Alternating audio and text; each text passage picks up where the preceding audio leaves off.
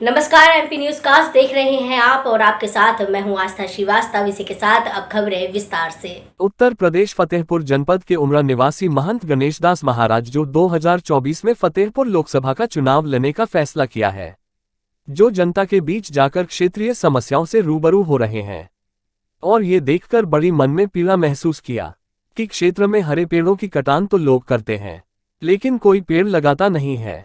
यही कारण है कि मानसून नहीं बन पाता और गर्मी ज्यादा पड़ती है। पेड़ कटान कर कोयला भट्टी लोग जला रहे हैं और हाईवे चौड़ीकरण में वृक्षों का उजाड़ होता है। अभी बीते वर्ष में कोविड ने सबको ऑक्सीजन मास्क की जरूरत पड़ती थी और ऑक्सीजन के बगैर अनगिनत लोगों की जानें गई थी। तब भारत सरकार अपने देश की तो मदद की थी, उसके अलावा विदेशों को भी मदद पहुंचाने में मददगार रहे।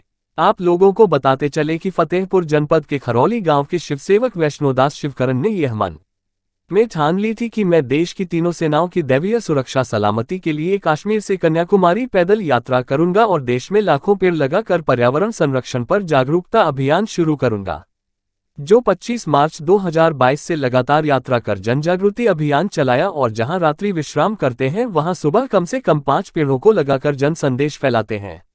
और महंत गणेशदास महाराज जी ने देशभक्त शिवकरण की प्रशंसा करते हुए कहा, भारत सरकार और राज्य सरकार को ऐसे देशभक्त को पद्मभूषण अवार्ड देकर सम्मानित करना चाहिए।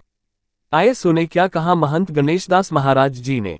आप देख रहे हैं MP news cast Uttar Pradesh. Bureau Sanjay Patel की कवरेज फतेहपुर से।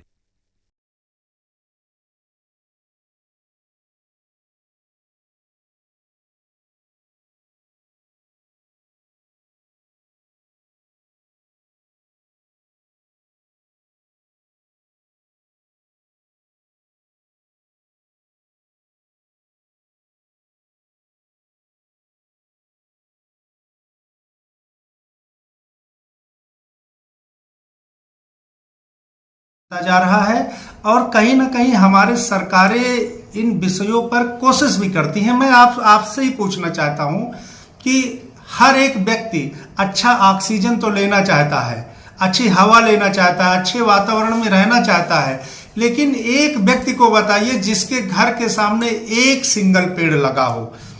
उल्टा लोग पेड़ों को लगातार काटते जा रहे हैं। माफिया आप देखोगे कि जो जमीन माफिया होते हैं, ये जो है वनों को काट करके उन जमीन को बेच देते हैं सरकारी तंत्र के साथ मिल करके।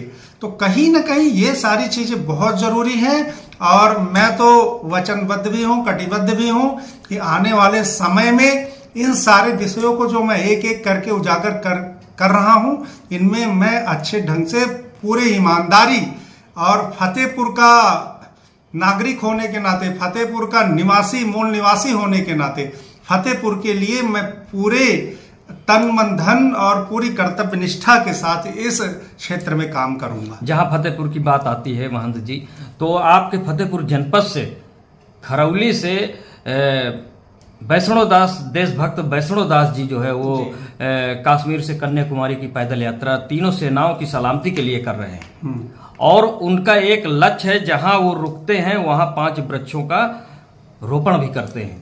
देखिए, मैंने कई बार मैं आपके प्लेटफॉर्म में आया हूं, आपने मुझे जब जब बुलाया मैं आपके प्लेटफॉर्म में आया हूं और मैंने आदरणीय वैष्णोदास जी के बारे में हमेशा एक चीज बोली है कि आदरणीय वैष्णोदास जी हमारे फतेहपुर के एक युवा, कर्तव्यनिष्ठ और बहुत ही मेधावी व्यक्तित्व हैं। ऐसे व्यक्तियों को सरकार की तरफ से सम्मानित भी करना चाहिए। मैंने सरकार को, महामहिम राष्ट्रपति जी को, आदरणीय वैष्णोदास जी को पद्म विभूषण के लिए मैंने लिखा था और आगामी भविष्य में ऐसे हमारे फतेहपुर के जो जितने ये इस प्रकार के जो अच्छे नागरिक हैं जो फतेहपुर का गौरव बढ़ाने का काम कर रहे हैं, इनको सम्मानित कराने का और इनका नाम पूरे भारत में, पूरे विश्व में उजागर हो, इनके साथ साथ हमारे फतेहपुर का नाम भी आगे बढ़े, इसके लिए